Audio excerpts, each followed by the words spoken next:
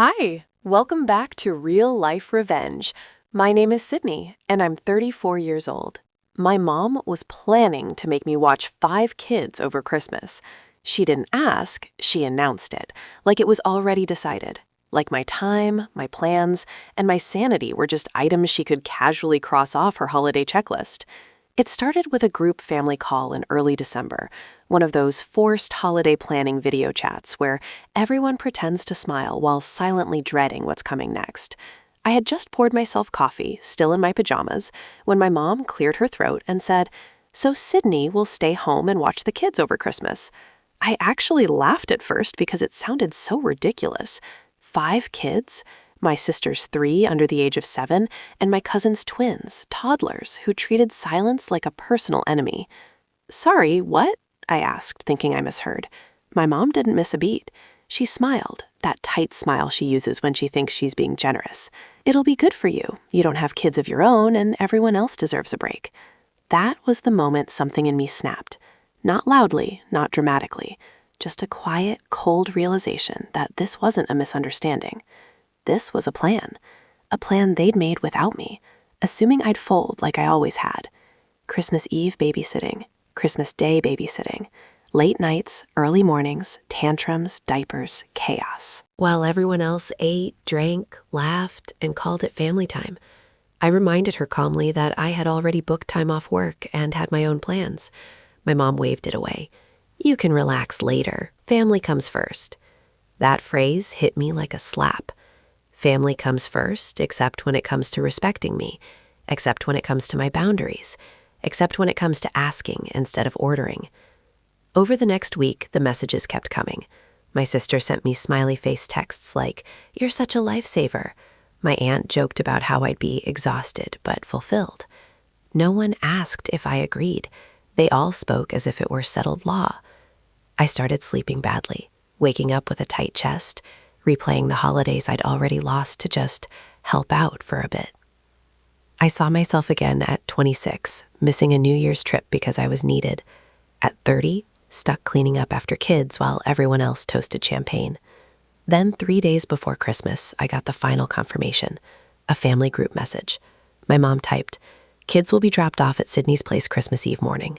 Thanks again." That was it. No question mark, no room to breathe. I stared at my phone for a long time, my hands shaking. Not from fear, but from anger so sharp it finally cut through years of guilt. That night, I did something I had never done before. I opened my laptop, went to a flight website, and searched for the first plane out of town on Christmas Eve. I didn't overthink it. I didn't call anyone. I didn't explain myself. I booked the ticket. One way, early morning, window seat. As soon as the confirmation email hit my inbox, I felt lighter than I had in years. On Christmas Eve, while my mom was probably packing snacks and labeling kids' bags, I was boarding a plane. I remember gripping my boarding pass, heart pounding, not with regret, but with a strange, unfamiliar excitement. The moment the plane took off, my phone buzzed nonstop. Missed calls, messages piling up. I didn't check them. For once, I chose silence. I landed a few hours later, checked into a small hotel, and ordered room service. I sat on the bed, staring at the quiet walls, and laughed out loud. No screaming, no crying, no guilt, just me. I thought that would be the end of it, a quiet escape, a peaceful Christmas away from being taken for granted. I was wrong, because that evening, my aunt decided to make a family video call. Someone added me without asking. I answered before I could stop myself. The screen filled with faces. My mom, my sister, my cousin, the kids already restless in the background. My mom looked furious. "Where are you?" she demanded. "I'm not home," I said. "I told you I had plans." That's when my aunt, holding her phone too close to her face, said, "Well, since we're all here, I might as well read this out loud." She held up a piece of paper. My stomach dropped. I recognized it instantly. A letter my grandmother had sent weeks ago, asking my aunt to read it to the family on Christmas if she wasn't there. The room went quiet as my aunt began to read. Halfway through, my sister's smile disappeared. My mom's face went pale. Someone gasped. Another whispered, "What?" My aunt's voice shook as she continued, her eyes darting between the page and the screen. By the time she finished, Every single person was staring like they just watched the floor disappear beneath them. My mom opened her mouth, then closed it again. My cousin swore under her breath. One of the kids started crying, confused by the sudden tension. All I could think was, what my aunt read out loud on the family video call made every single person gasp. I heard my sister say, "This can't be happening." My mom finally whispered, "What? This can't be happening." I sat there on a hotel bed hundreds of miles away, realizing that boarding that plane wasn't just an escape. It was the first move in something much bigger, and none of them saw it coming.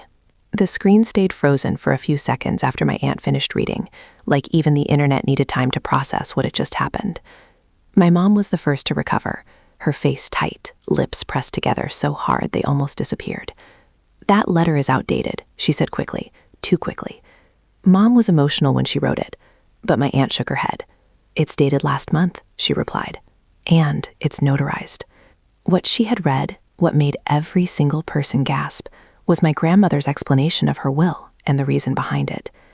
She had written plainly, painfully, clearly, about watching how I'd been treated for years, how I was always expected to sacrifice, how I was labeled independent only when it was convenient for everyone else. She wrote that she had quietly helped me financially, invested money in my name, and legally protected it from family interference. Then came the line that changed everything. She had transferred control of a trust to me alone, effective immediately, and named me the executive of several family assets after her passing. My sister stammered, "That's not fair." My cousin demanded to know why she hadn't been told. My mom finally snapped, "Sydney manipulated her." That accusation used to terrify me. This time, it didn't. I took a slow breath and said calmly, "I didn't even know about the letter until right now." Silence again. The kids were ushered out of the room, sensing something serious had cracked open. My aunt adjusted her glasses and added, "There's more." She explained that the trust included conditions, very specific ones. Any family member who tried to pressure, threaten, or publicly shame me would automatically forfeit access to future financial support tied to shared properties. The irony was almost poetic. The same people who thought they could bully me into watching 5 kids over Christmas had just disqualified themselves by doing exactly that. My mom's face went red. "So what, you think you're better than us now?" she said.